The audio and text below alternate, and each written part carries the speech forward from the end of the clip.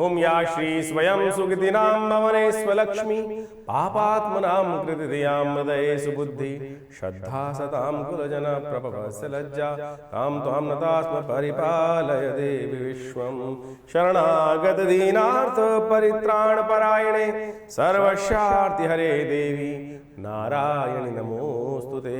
नमस्कार, स्वागत है आपका आचार्य वाणी में। मैं आचार्य डॉक्टर विक्रमादित्य आपके साथ हूँ और आज का विषय हमारा है कि धनु राशि वालों के लिए 26 तारीख मंगलवार का अवसर है और एकादशी उत्पन्ना एकादशी का योग बन रहा है और इस दिन बुध महाराज वक्री हो रहे हैं। सूर्य के साथ चलते हुए बुध वक्री होना आपकी राशि के दृष्टिकोण से आपके लिए शुभ योग है। ये विशेष तौर पर शुभ योग अगर आपके नुकसान को कहीं ना कहीं बचाने का रास्ता बना सकता है। जब कहीं ना कहीं थोड़ा सी चीज़ें आपके हाथ से निकल रही हैं, उनको ठीक करने की मार्ग की तरफ आगे बढ़ते दिखाई दे रहे हैं बुध महाराज, लेकिन फिर भी थोड़ा ध्यान रखने की ज़रूरत है।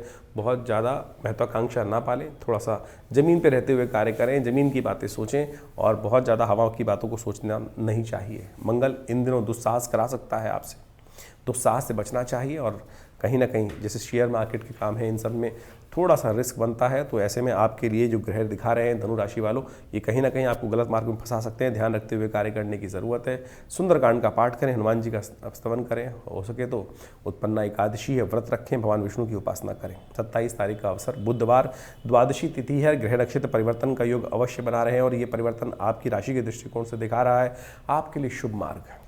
आपका दिन रास्ते में आपको सफलता दे सकता है, लेकिन आप एक पेरिफेरल सेट करके काम करना पड़ेगा।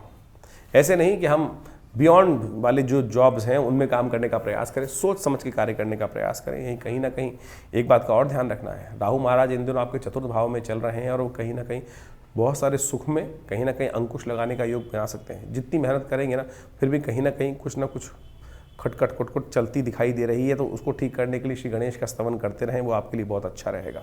28 तारीख बृहस्पतिवार का अवसर, त्रयोदशी तिथि है, प्रदोष का योग है, गुरु प्रदोष का योग बन गया है ये। और बृहस्पति का संबंध आपकी राशि के दृष्टिकोण से जितना महत्वपूर्ण है, और बृहस्पति इन दिनों वक्री अवस्था में चल रहे हैं और वक्री चलते चलते वो रोहिणी नक्षत्र के चतुर्थ चरण में प्रवेश करते दिखाई दे रहे हैं। और ये आपकी राशि के दृष्टिकोण से यदि हम देखें तो थोड़े से आपके खर्चे बढ़ सकते हैं इन दिनों आने वाले समय में, तो अपने खर्चों पर थोड़ा ध्यान रखने का प्रयास आपको करना चाहिए। जहाँ भी काम कर रहे हैं, जो सोच कर रहे हैं, उसमें थोड़ा खर्चों में थोड़ा सा लगाम लगाते हुए कार्य करना बहुत ज़रूरी रहेगा आपके लिए। प्रदोष है, बृहस्पति प्रदोष का योग बन रहा है, तो कोशिश करें इच्छुक रस्ते शाम के समय भगवान शंकर का अभिषेक करना आपके लिए संपूर्ण प्रकार से कल्याण के योग बनाएगा। 29 तारीख की दिन बात करें, शुक्रवार का अवसर, त्रयोदशी तिथि दिल्ली के पंचांग के अनुसार से थोड़ी वृद्धि की तरफ चली गई है और शिवरात्रि का सुंदर मासिक शिवरात्रि का योग बन रहा है। ऐसे में साथ साथ भद्रा का योग भी बन रहा है, जो करीब करीब सुबह 8:30 बजे से लेकर रात्रि के 9 बजे तक रहेगा। तो नए कार्यों का आरंभ करने के लिए दिन बहुत ज़्यादा शुभ दृष्टिकोण नहीं दिखाई देता। बाकी सब कामों के लिए ग्रह क्या दिखा रहे हैं वो भी समझ लीजिए, सफलता का रास्ता मिलेगा। हो सके तो ऐसे में सबसे श्रेष्ठ उपाय हमें आपके लिए दिखाई देता है, संत जन कहीं दिखाई दे जाए, कहीं कोई जो अपनी तरफ से संतों की सेवा करने का प्रयास करें, तो देखिए आपके लिए अच्छा रहेगा।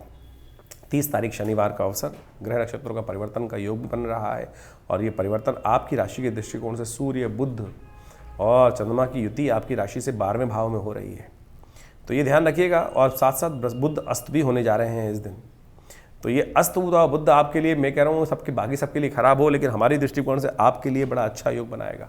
आपके नुकसान को बचाने के रास्ते ये बुध का उत्पन्न करने के रास्ते बना सकता है। तो ध्यान रख, सही समय पर सही बुद्धि, बुध तो अस्त हो गए लेकिन सही समय पर सही बुद्धि आपकी जगा सकता है और आपको बहुत सारी चीज़ों में जहाँ आपकी उपेक्षा हो रही थी वहाँ आपको कहीं ना कहीं रास्ता दे सकता है ये बुध का अस्त होना। तो इसके लिए बस ध्यान ये रखना है। देखिए बृहस्पति चंद्रमा के सम्मुख आ गए हैं, 12वें भाव में युति बना रहे हैं, तो खर्चे तो खोल रहे हैं, लेकिन आमदनी आने के रास्ते भी, इनकम के रास्ते भी आपके लिए खुल सकते हैं ग्रह योग के दृष्टिकोण से। तो ऐसे में आपको विशेष तौर पर अपने पितरों के निमित्त तर्पण इत्यादि, भोजन इत्यादि निकालने का प्रयास करना चाहिए।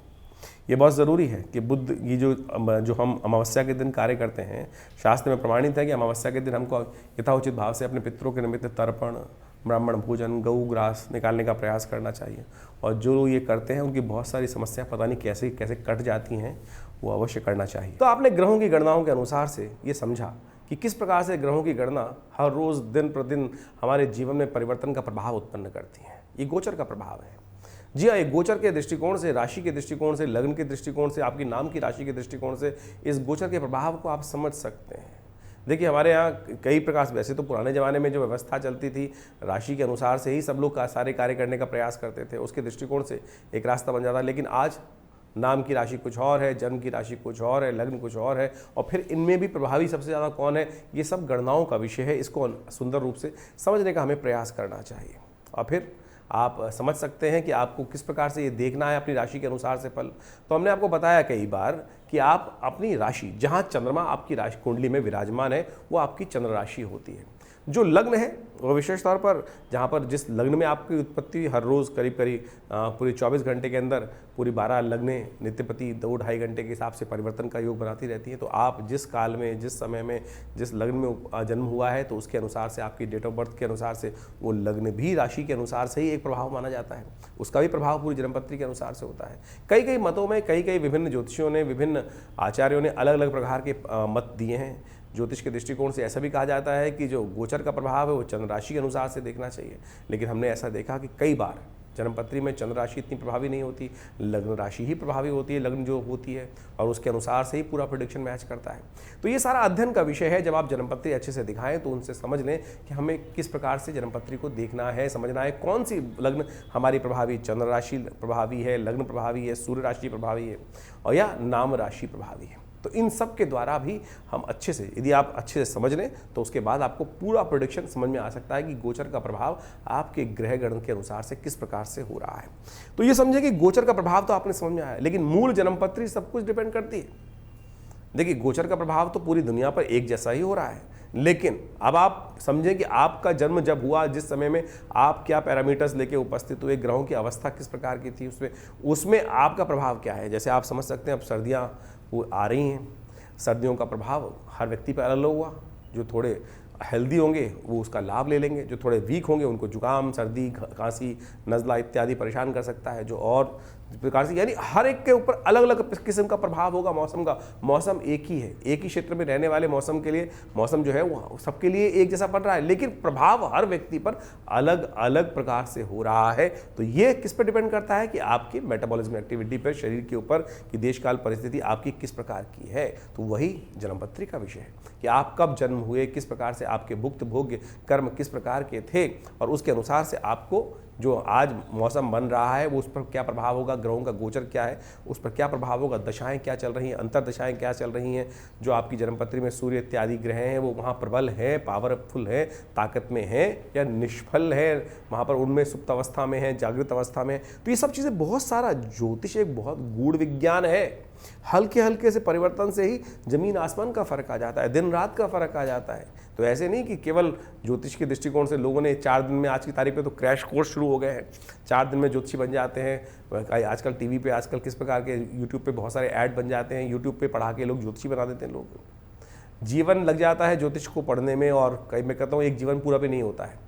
लगातार लोग अध्ययन करते हैं, हर रोज़ कुछ नया सीखते हैं, तब जाकर आज हम 40-40 सालों से ज्योतिष को अध्ययन कर रहे हैं, समझ रहे हैं। तो आप समझें कि इसके अंदर जिस प्रकार से 10 वर्ष की आयु से मैं अपने पिताजी के सानिध्य में रह के ज्योतिष का अध्ययन आरंभ किया था। मैं कहूँगा 5 साल की आयु से ही, 1980 के आसपास से ही, बाल्यकाल से ही पिताजी ने ज्योतिष को सीखने में लगाया। जब 5 साल के थे तब से ही उन ग्रहों की अवस्था समझाना, गणनाएं, ज्योतिष की जन्मपत्री बनाना, वो सब उस समय से सीखा। और इसका प्रभाव पड़ता है कि बहुत सारी चीज़ें सैद्धांतिक तौर पे समझ में आती हैं, और आप समझें कि ज्योतिष के अंदर बहुत गूढ़ रहस्य है, तब जाके जीवन में परिवर्तन का मार्ग आप समझ सकते हैं। और दूसरा कारण एक और है, ज्योतिष में 2 विषय है, एक तो गणित है और एक फलित है। एक कारण को जानने का तरीका है और एक निवारण का तरीका है। ऐसी कोई विज्ञान की स्थिति ठीक नहीं है कि जिसमें निवारण हो ही ना। तो ज्योतिष के अंदर मंत्र विज्ञान के माध्यम से, औषध विज्ञान के माध्यम से, पूजा पाठ के दान पुण्य के इत्यादि के विधान के अनुसार से ग्रहों की गणनाओं को समझकर उसका कष्टों का निवारण करने का मार्ग भी प्रशस्त किया गया है। तुलसी बाबा ने कहा ना, सकल पदार्थ हैं जगमाही, कर्महीन पुरुष पावत नाही। तो इसलिए कर्म सही रूप से करने का हमें प्रयास करना चाहिए, सही दिशा में, सही स्थिति में करने का प्रयास करना चाहिए। यदि सही दिशा में चीज़ों को समझकर हम सही दिशा को पकड़कर आगे चलने का प्रयास करेंगे तो गंतव्य पर, लक्ष्य पर पहुंच ही जाएंगे। तो ये ज्योतिष का हमने आपको कारण के साथ निवारण का रास्ता समझाने का प्रयास किया। तो आप भी अपनी जन्मपत्री को, बड़े भाग्य से मानुष तन पावा है, कहा ना तुलसी बाबा ने कि बड़े भाग्य मानुष तन पावा, तो इसको ऐसे ही व्यर्थ ना गवाइए। चीज़ों को समझते हुए, स्थिति को समझते हुए जीवन में उत्कृष्ट पद प्राप्त करने के लिए, सबसे आगे बढ़ने के लिए हम समय, देश, काल, परिस्थिति को समझें, वो ही ज्योतिष सिखाता है। और जो समझ लेते हैं वो वारे न्यारे करवा लेते हैं, और जो नहीं समझते हैं वो वहीं के वहीं फंसे रहते हैं, विडंबनाओं में फंसे रहते हैं। बहुत सारे लोग लिख के भी लिखते हैं, अरे कुछ नहीं होता ज्योतिष विज्ञान। फिर देखते क्यों भाई? पूरे विश्व ने अनादिकाल से ज्योतिष विज्ञान का लाभ लिया, और क्या से क्या लोगों ने प्राप्त कर लिया।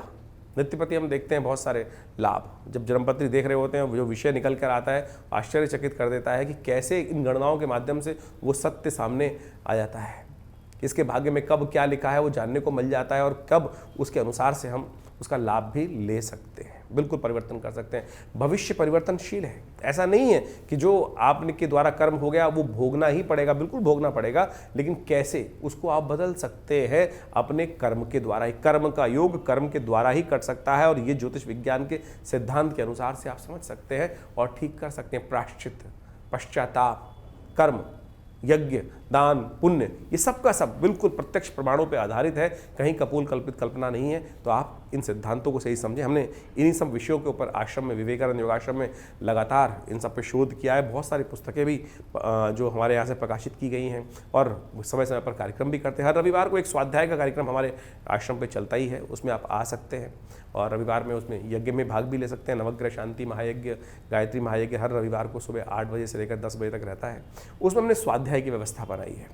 जो विषय हम आपके समक्ष रख रहे हैं वही अध्यात्म के मार्ग से उन चीज़ों के समक्ष में आपसे विचार विमर्श, आपके प्रश्नों का निदान। बहुत सारे लोग प्रश्न लिख के भेजते हैं, अब इतने प्लेटफॉर्म पे तो व्यवस्था नहीं है। रविवार के दिन आश्रम पे आप सुबह आश्रम जो यज्ञ होता है उसके बाद आधे घंटे का समय रहता है, जो भी आपके मन में प्रश्न चल रहे हैं वो आप वहाँ पर आके करेंगे तो उसका हम निदान अवश्य आपके समक्ष देने का प्रयास करेंगे। और कोई शुल्क इत्यादि नहीं लिया जाता आश्रम में इन समस्त यज्ञों में भाग लेने के लिए। तो आप भी सुंदर तरीके से दिल्ली में विवेकानंद योगाश्रम जमुना पार में स्थित ये आश्रम है। फ़ोन नंबर्स आपके सामने चल रहे हैं, आप संपर्क साध सकते हैं। बहुत सारे विषयों में यज्ञ विज्ञान, मंत्र विज्ञान और बहुत सारे भारतीय संस्कृति में शोध पर हमने कार्य किया है।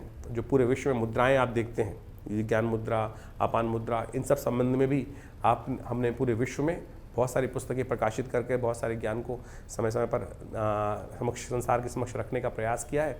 तो आप भी हमारे संस्थान से प्रकाशित पुस्तकों को मंगा सकते हैं, समझ सकते हैं और उनसे लाभ ले सकते हैं। ये संस्थान दिल्ली में जमुना पार में स्थित है। फ़ोन नंबर्स आपके सामने हैं। और रविवार वाले यज्ञ में तो अवश्य आप पधारें, आपके जीवन में कल्याण होगा। माँ भगवती की सुंदर प्रतिमा है जो 1947 में मुल्तान से यहाँ पधारी थी। हमने कई बार उसके संबंध में आपको बताया है, चमत्कार आपके समक्ष रखा है। तो आप भी रविवार को उस यज्ञ में भाग लेकर माँ भगवती के सानिध्य में यज्ञ इत्यादि कर माँ भगवती का दर्शन कर अपने जीवन को पुण्यों से युक्त बना सकते हैं, चमत्कार प्राप्त कर सकते हैं, भाग्य जगा सकते हैं।